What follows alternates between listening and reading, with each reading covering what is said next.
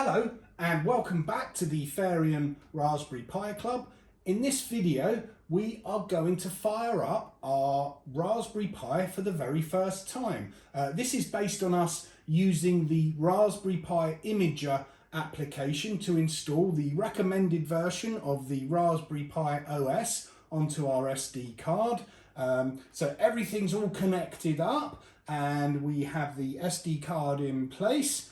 And so let's fire up our TV screen, and it's just booting up there. I'm already selected onto HDMI 1, which is the input I've used from the Raspberry Pi. So as the moment it's just showing no signal. So now all we need to do is turn the power on. It's going to take a couple of seconds just to come alive. And there we go, it's picked up a signal. And you can see in the top left corner there's a little bit of, the little line is flashing. Resized root file system reboot in 5 seconds. That's totally normal. And it's going to reboot again. Okay, just did a little bit of magic behind the scenes. And she's back, it's rebooting.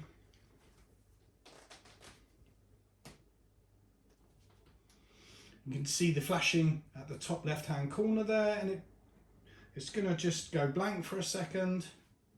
This is all totally normal.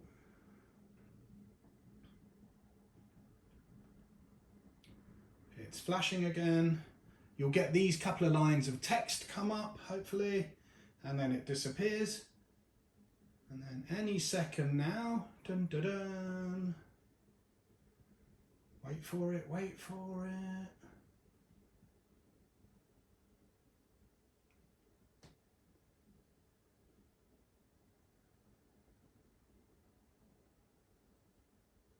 Ta-da! There you have it, the Raspberry Pi OS. So here you can see, welcome to the Raspberry Pi. We have this little window here, which is basically a little configuration wizard that we need to run the first time. There's a few things we need to do. As it says, before you start using it, there are a few things to set up. Just a very quick overview. We will be diving deeper into all of this later on. But over here you have the sort of main menu drop down there. There's a web browser link. There's your file manager. There's the terminal, which is where we do command line interface. We'll get into later. There's this little tab up here, which we'll come back to later. You can see the wastebasket there. Over this side, we have the date and time. You can see the time is quite a way out and the date is wrong. We'll sort that out a little bit later. You can see the volume. We have the Bluetooth here. We haven't got any Bluetooth devices connected at the moment. And also up here, this is the internet, the status of the internet. Either you can see F0, ETH0. That's if you had a wired Ethernet cable plugged in, then that would show as being connected. At the moment I don't, we're just going to use wireless. And you can see the next thing down is WLAN0, wireless LAN, wireless local area network. We're going to be coming into explaining those sort of things a lot later on. At the moment it's saying not associated, but as we go through the setup wizard, we're going to connect to the Wi-Fi network. Right, so it's this simple. There's our little window. We click on next, ready to roll. For me, I'm in the United Kingdom, as I think most of you are.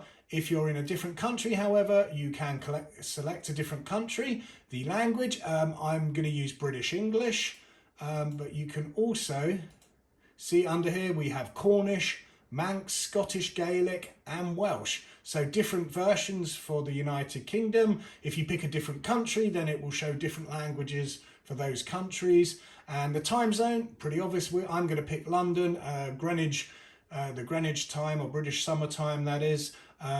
So if you are in a different time zone, obviously you will pick the time zone that represents the country and language you're using.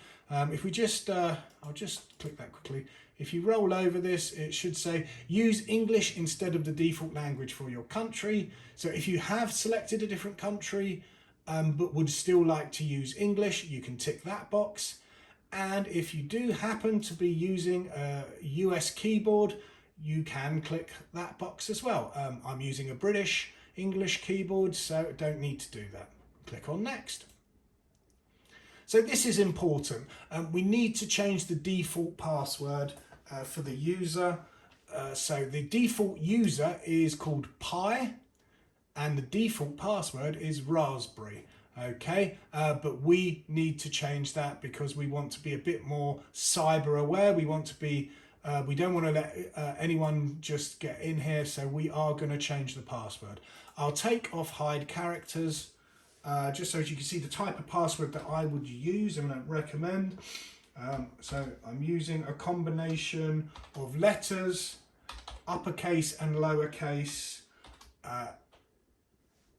capitals and lowercase, sorry, and special characters and numbers.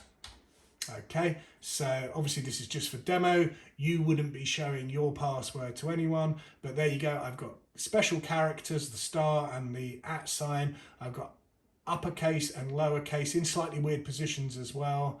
Okay, and some numbers. Just type that again.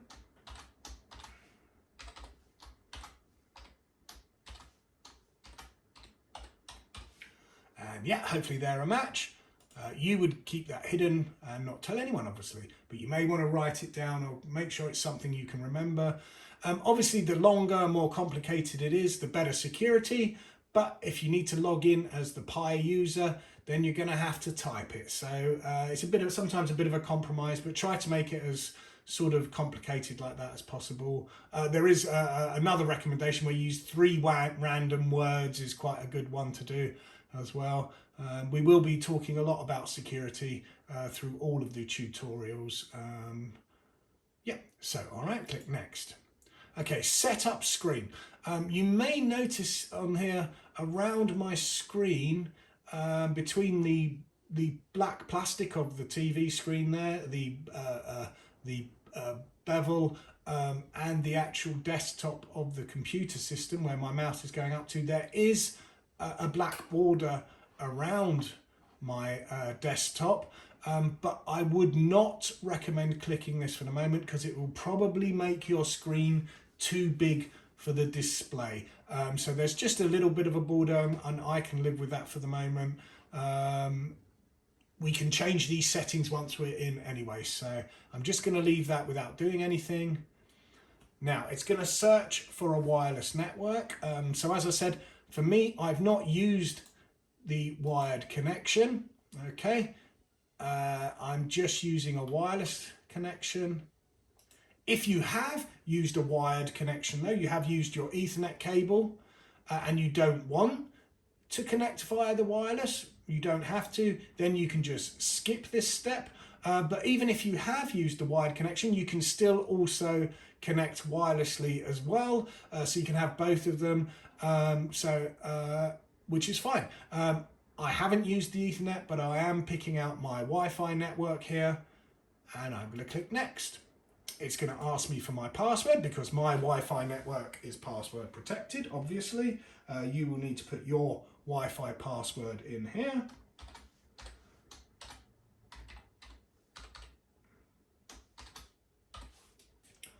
All right, and we should just be connecting up to the wireless network now. You can see they're pretty standard. The the greyed out symbols going blue and white. It just does this for a second and then it comes back. And hopefully I typed my password correctly. And we're in. And if you see, it just flashes there a couple of times. And there you go, that shows that I'm now connected to my wireless network. Great. Now, software update. Now, normally I would say, yep, do this straight away, but I've had a few problems with this. I've noticed this sometimes it crashes out of doing this at the moment. There is the Raspberry Pi sometimes has some little glitches, etc. So I would suggest for the moment, if you click skip on this, we are going to come back in a separate tutorial pretty soon. One of the next tutorials, you're going to have to learn anyway how to update your Raspberry Pi on a regular basis because of the security of that. So we're going to leave this for the moment because sometimes it works and sometimes it doesn't. So for the moment, I'm just going to suggest skipping that. There we go. Welcome to the Raspberry Pi. Setup is complete. We're done. We are up and running. Okay, we click done. Right, so now we have our Raspberry Pi operating system all up and running. You can sort of see here that the date and time has corrected itself now. There you go, there's your date and time, so we don't have to do anything about that. There's a few settings that we do need to look at just before we move forward. So if you go to your little Raspberry Pi logo in the top left corner, that's the application menu, click on that, come down to preferences, and then we're going to go to Raspberry Pi configuration. Okay, it's going to open this little window. Be careful not to change anything unless you know what you're doing in here. You can mess a few things up, but it's not the end of the world. Right, so on this, we've got a number of tabs across the top here. Firstly, go to the System tab at the top. Now, this is the host name. So this is the name of the computer that it will appear on your network. Because I'm going to be using multiple Raspberry Pis of different versions, etc. I can't have them all called Raspberry Pi. So I'm going to change my name. You can change it to what you want.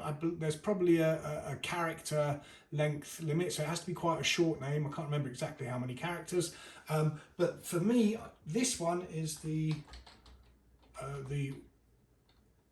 I'm going to call this Pi 4B. Okay, because it's my Raspberry Pi 4B, and I'm going to call it 001 because it's the first Raspberry Pi 4B I have. Okay, I'm probably going to run a few other ones in different configurations for different tutorials. You can leave it as Raspberry Pi, you can call it what you like, you can call it Bert or Fred if you want, or Alice or Ermentrude, whatever you fancy. Okay, I'm going to change that. The next really important thing I recommend, so you have auto login. So you will see that when you reboot, you don't actually need to type your username and password in because it's auto login as the current user, which is the Pi user. I'm going to disable that because I don't want it. I want to have to put my password in order when I reboot, so nobody else can just get in. Okay, you can leave that as you want if you want, but obviously you're leaving it open as a bit of a security risk. All right, I don't really care. You don't have to worry about network at boot, and enable disable. Don't worry about the splash screen display. So remember when we set up, we had the thing about the black borders. If you were to disable the underscan, then it would make the screen a bit larger, but you may find that it's a bit larger than the actual screen. So there you go. We'll come back to some of these other things later. I'm not interested in these really at the moment, but we are interested in the interfaces tab. In particular, I am going to enable SSH. So what we would like to be able to do is to connect to the Raspberry Pi from another computer. As you can see at the moment, I'm actually recording this I'm actually using my iPhone to record the TV screen. The iPhone's on a stand in front of the TV screen. What I would like to do is to be able to remote desktop in and capture the screen on one of my other computers. It makes my life a lot easier. You may be using this as your main desktop computer, so that's fine. You don't have to do this, but it is useful to at least enable SSH, which means we're going to come back to this, but that's secure shell, and this means that you can run command lines from another computer onto this one if you remote in. We're going to be, in another separate video, we're going to be looking at how we can display the graphical user interface on a separate computer as well. One way of doing that is via VNC, Virtual Networked Computing, but the other way is via Remote Desktop Protocol, RDP. We're going to do a separate video on that as well. But for the moment, if you could enable SSH, that would be really good. You can have a little look. Performance, we're not going to overclock anything. It's not available at the moment anyway. There's a certain amount of memory reserved for the graphical processing. Don't worry about any of this. If you have got a fan attached. In your case, here you would need to enable it, and you would need to pick out the GPIO pin that it's connected to and what temperature triggers the fan to kick off. We're going to come back and do a little tutorial on that as well. Please be patient there, we'll get to that. But generally, for general use at the moment, they're not going to be getting too hot at the moment until you start really using it as like a gaming or something like that. So, and then we set most of this up when we were in the original setup, so you can come back and change this, the time zone, the locale, etc. in the keyboard if you need to. So I'm going to click on OK on this, and it says the changes you have made require the Raspberry Pi to reboot to take effect. Yes, we would like to reboot now, because I think that's a good point to finish. So I'm going to reboot now, and then we'll come back with some more tutorials. See you soon.